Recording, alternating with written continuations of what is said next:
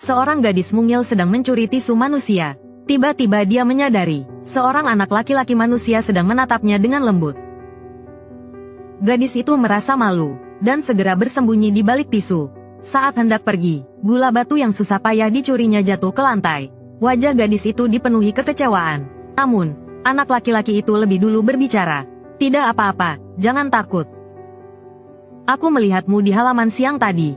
Gadis itu ingin menjawab, tetapi mengingat manusia adalah musuh kaum mungil. Akhirnya dia pergi dari sana. Namanya Arieti. Meskipun penampilannya mirip manusia, tingginya hanya beberapa sentimeter. Sebagai kaum mungil, mereka hidup dengan meminjam barang-barang manusia. Keluarga Arieti tinggal di bawah lantai rumah nenek anak laki-laki itu. Arieti sangat penasaran dengan dunia manusia, dan sering menyelinap keluar tanpa sepengetahuan orang tuanya. Tapi dia tidak tahu, bahwa kali ini, So, anak laki-laki yang sedang dirawat di rumah neneknya, melihatnya. Sekembalinya ke rumah, ayahnya tampak serius. Ada seorang anak di rumah manusia. Bu, dia pasti tidak melihatku. Ayah, kita janji akan meminjam bersama malam ini. Sore hari, ayah Arieti bersiap membawanya ke kamar manusia untuk meminjam barang.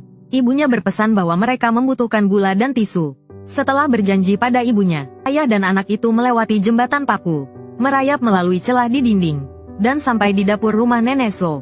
Sang ayah berusaha keras untuk mengambil sebongkah gula batu dari toples, lalu memberikannya kepada Arieti melalui tali.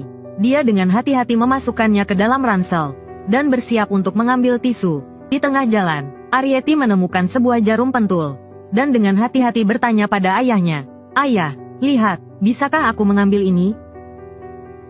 Jarum itu tajam. Hati-hati. Baik, begitulah. Jarum pentul itu menjadi pedang Arieti. Mereka pergi ke kamar berikutnya, dan berhasil menemukan sekotak tisu. Ayah dan anak itu baru saja menarik tisu. Ketika So memergoki mereka, meskipun So tidak bersuara, gula Arieti terjatuh ke lantai. Setelah menyapa, So berkata, "Ibuku pernah melihat kaum mungil di sini waktu kecil. Lebih baik tidak memberitahu ibu. Ibuku pernah melihat kaum mungil di sini waktu kecil. Lebih baik tidak memberitahu ibu. Apakah yang ibuku lihat itu kamu? Lebih baik tidak memberitahu ibu. Apakah yang ibuku lihat itu kamu? Agar dia tidak terlalu khawatir. Apakah yang ibuku lihat itu kamu? Agar dia tidak terlalu khawatir. Hei, agar dia tidak terlalu khawatir. Hei, sesampainya di rumah. Hei, sesampainya di rumah. Karena tidak ada jawaban. Sesampainya di rumah. Karena tidak ada jawaban. Arieti merasa sangat bersalah. Karena tidak ada jawaban. Arieti merasa sangat bersalah. So tampak kecewa. Arieti merasa sangat bersalah. So tampak kecewa. Selain jarum, So tampak kecewa. Selain jarum, karena menderita penyakit jantung yang parah. Selain jarum, karena menderita penyakit jantung yang parah. Dia tidak membawa pulang gula batu dan tisu yang diinginkan ibunya. Karena menderita penyakit jantung yang parah. Dia tidak membawa pulang gula batu dan tisu yang diinginkan ibunya. Dia tidak punya banyak teman. Dia tidak membawa pulang gula batu dan tisu yang diinginkan ibunya. Dia tidak membawa pulang gula batu dan tisu yang diinginkan ibunya. Dan hanya ingin berbicara dengan Arieti. Hal ini membuatnya sangat sedih dan hanya ingin berbicara dengan Arieti.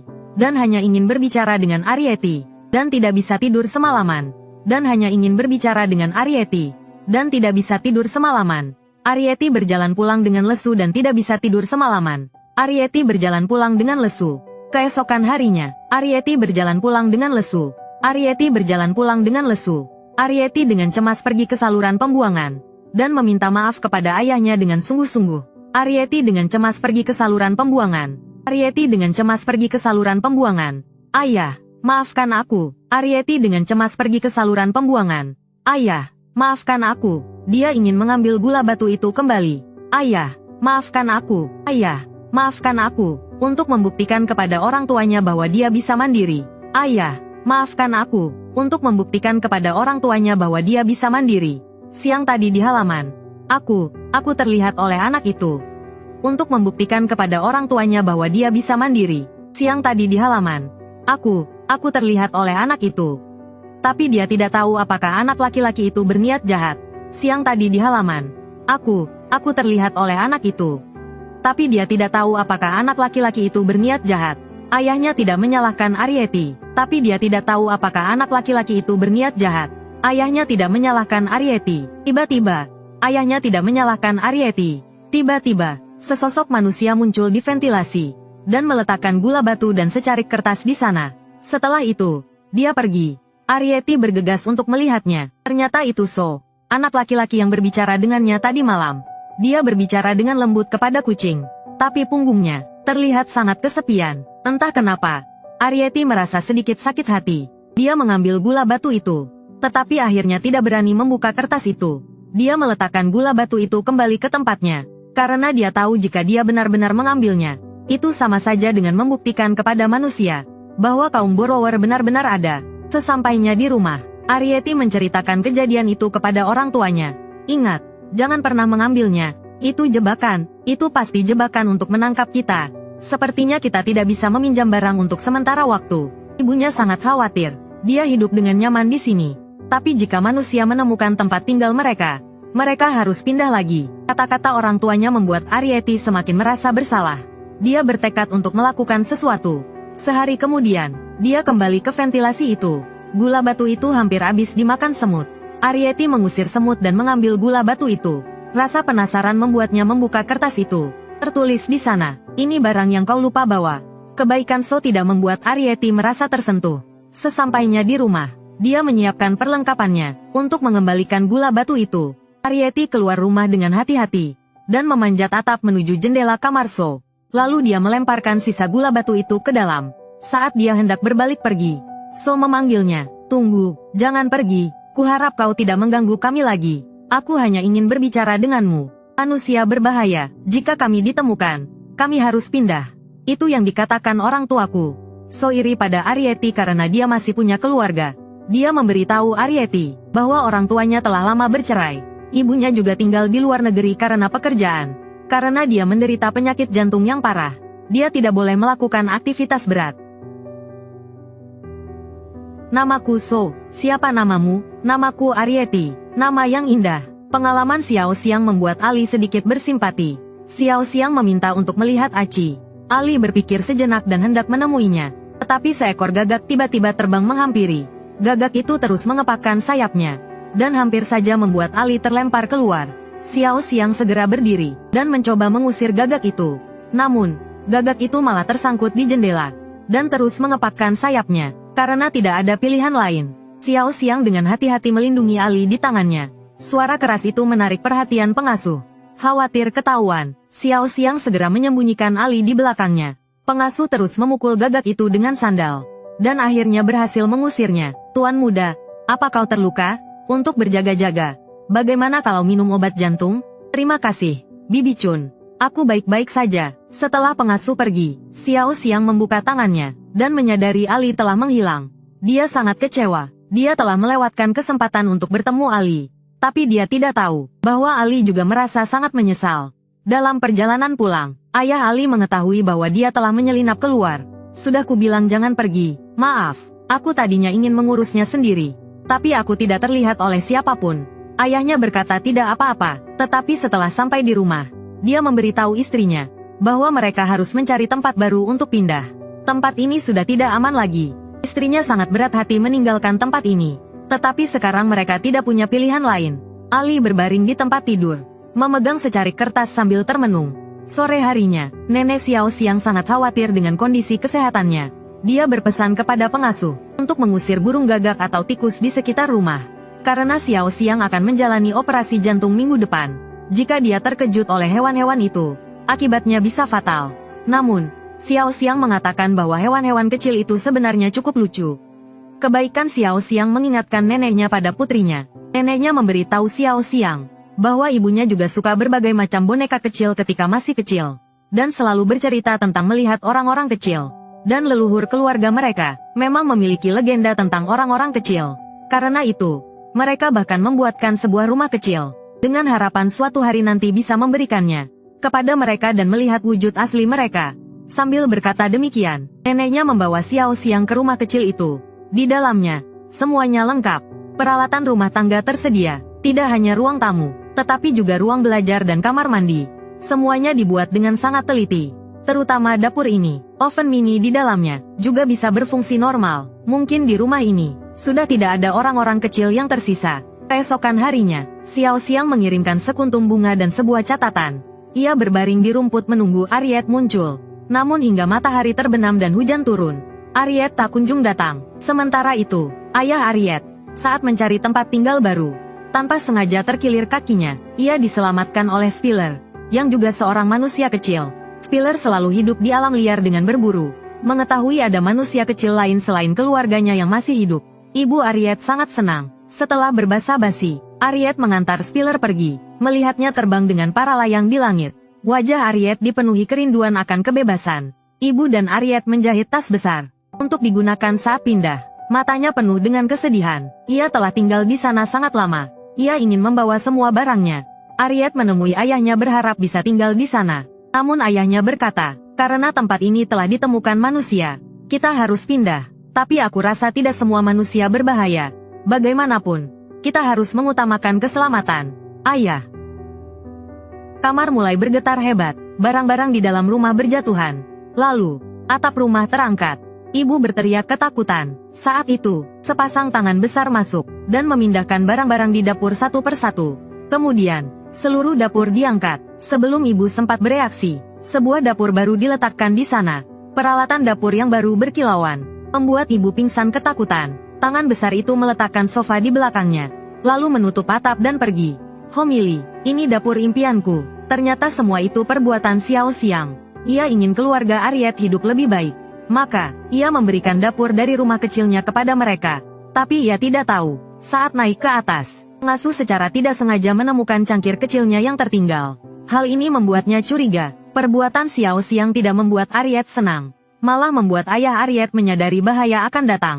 Mereka segera mengemas barang-barang, dan membawa semua yang bisa dibawa. Siap untuk segera pindah. Aku akan periksa rutenya sekali lagi. Ibu, kusisakan ini padamu. Baik. Melihat mereka akan benar-benar pergi, Ariet akhirnya menemui Xiao Xiang, dan mengembalikan bunga dan catatan itu. Setelah memarahinya karena kecerobohannya yang membuat mereka harus pindah, ia mengucapkan selamat tinggal terakhir. Xiao Xiang akhirnya melihat wajah Ariet. Hanya sesaat, ia langsung terpesona. Kau cantik sekali. Kami sudah memutuskan untuk pindah. Karena ketahuan manusia, peminjam harus pindah tempat jika ketahuan. Kau bilang meminjam, yaitu mengambil barang tanpa ketahuan. Kebutuhan hidup dari rumah manusia. So tiba-tiba merasa bersalah. Seharusnya dia tidak memberikan dapur itu pada mereka. Tapi kemudian dia memberitahu Arieti bahwa kaum mereka semakin sedikit, menjadi ras yang hampir punah.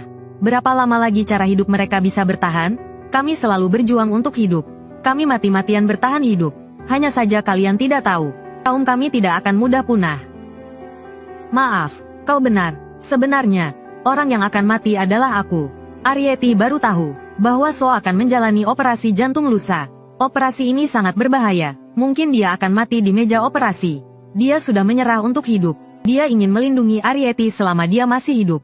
Tetapi malah menjadi bumerang, memaksa Arieti untuk pergi. Apa penyakitmu seserius itu? Percakapan mereka dilihat jelas oleh pembantu dari kejauhan. Kembali ke kamar, dia tanpa sengaja menemukan linggis So yang tertinggal. Melihat ke arah lemari di sampingnya, pembantu itu merasa ada sesuatu di dalamnya. Dia membuka papan kayu, dan benar saja, dia menemukan ibu Arieti di dalamnya. Ketemu. Mendengar teriakan itu, Arieti tiba-tiba menyadari ibunya mungkin dalam bahaya. Dia segera pulang untuk memeriksa, tapi ibunya sudah ditangkap oleh pembantu. Pembantu itu memasukkannya ke dalam stoples, lalu menutupnya dengan plastik pembungkus. Dia meletakkannya di lemari di gudang, menunggu untuk melapor ke nenek So tentang penemuannya yang luar biasa ini. Untuk mendapatkan hadiah dari neneknya, Arieti yang tidak berdaya akhirnya menemui So, dan menangis di hadapannya, berharap dia bisa membantu menemukan ibunya. So setuju, dia tahu tempat yang paling sering dikunjungi pembantu itu. Pastilah gudang, lalu dia membawa Arieti berlari ke sana. Padahal dia tidak boleh melakukan aktivitas berat karena penyakit jantungnya. Tapi meskipun terengah-engah, So tidak berhenti. Semakin cepat dia menemukan ibu Arieti, semakin cepat mereka terbebas dari bahaya. Setelah sampai di gudang, So segera mencari. Tapi saat itu pembantu datang. So segera mengalihkan perhatiannya, dan memberi isyarat pada Arieti bahwa lemari belum diperiksa. Arieti cepat-cepat ke sana, dan benar saja, dia menemukan ibunya di balik deretan stoples. Dia menggunakan jarum pentulnya untuk melubangi plastik pembungkus, dan menyelamatkan ibunya dari stoples. Setelah pembantu pergi, So menyusul, tapi ibu Arieti ketakutan lagi saat melihat So. Setelah menenangkan ibunya, Arieti terus menatap So, meski tak bisa mengucapkan terima kasih. Matanya penuh rasa syukur. Saat pengasuh terburu-buru kembali, ia menyadari orang kecil yang ditangkapnya telah menghilang. Ia memberitahu nenek So bahwa ia melihat orang kecil. Tetapi neneknya tetap berpikir ia berhalusinasi. So berpura-pura tidak terjadi apa-apa, dan membaca bukunya dengan tenang. Pengasuh itu bilang dia melihat orang kecil, dan menuduh mereka mencuri. Mereka tidak mencuri, mereka hanya meminjam. Mereka pasti bersembunyi di suatu tempat. Sore harinya, keluarga Ariety mengemasi barang dan pindah. Mereka menemukan lubang pohon untuk beristirahat sejenak. Ariety tiba-tiba merasa sangat bersalah. Maafkan aku, karena keegoisanku. Kita harus meninggalkan rumah kita yang berharga. Sudahlah, ayo kita bangun rumah baru yang indah bersama-sama. Aku ingin berjalan-jalan di luar. Ariety berpikir sejenak, dan tiba-tiba merasa berat meninggalkan So. Saat itu, kucing So tiba-tiba muncul. Tapi ia tidak menyerang Ariety, melainkan kembali ke kamar dan menemui So. Ia memberi isyarat agar So mengikutinya. So berlari mengikutinya, ingin melihat Ariety sekali lagi. Ia terus memanggil nama Ariety. Ariety mendengar suara So. Akhirnya, So dan Ariety bertemu kembali. Kedua remaja itu saling memandang. Dengan mata penuh rasa berat berpisah. So mengeluarkan gula batu dari sakunya, dan memberikannya kepada Ariety, memintanya untuk menerimanya. Terima kasih. Aku harus pergi. Kapan operasi akan dilakukan? Lusa. Aku akan berusaha sebaik mungkin. Karena kamu telah memberiku keberanian untuk bertahan hidup. Ariety melepas jepit rambutnya dan memberikannya kepada So. Angin sepoi-sepoi berhembus di telinga. Air mata mengalir di wajahnya. Tatapan mereka saling bertemu. So memberikan sepotong gula batu padanya. Namun, yang Ariety berikan bukan hanya jepit rambut. Lebih dari itu, ada perasaan enggan berpisah dan ketulusan hatinya. Akulah yang harus berterima kasih karena kau telah melindungiku. Ariety, semoga kamu selalu sehat. Selamat tinggal. Ariety, kamu sudah menjadi bagian dari hatiku. Aku tidak akan pernah melupakanmu. So menggenggam erat jepit rambut itu. Saat itu, matahari perlahan mulai terbit. Di matanya, harapan kembali bersinar. Dan keberanian untuk terus hidup adalah sesuatu yang diberikan oleh Ariety kepadanya. Ariety telah pergi, terapung tanpa henti di atas sungai. Meski tujuan belum ditentukan, namun angin kebebasan terasa begitu lembut. Film berakhir di sini. Mungkin suka dan cinta bukanlah tentang memiliki, karena itu hanya akan membuat mereka pergi. Sebab, jika cinta diberikan secara sepihak dan kasar, itu hanya akan menghancurkan hidup mereka. Semakin kau berusaha menggenggam apa yang kau inginkan, seperti mengurung mereka bagai pengasuh, pada akhirnya, kau takkan mendapatkan ketulusan hati mereka. Itu hanya akan mempercepat langkah mereka untuk pergi. Jika dua orang tidak berada di dunia yang sama, meskipun saling menyukai, mungkin melepaskanmu adalah berkah terbaik. Gula batu pada akhirnya akan mencair. Namun rasa suka dan rindu tak akan pernah hilang.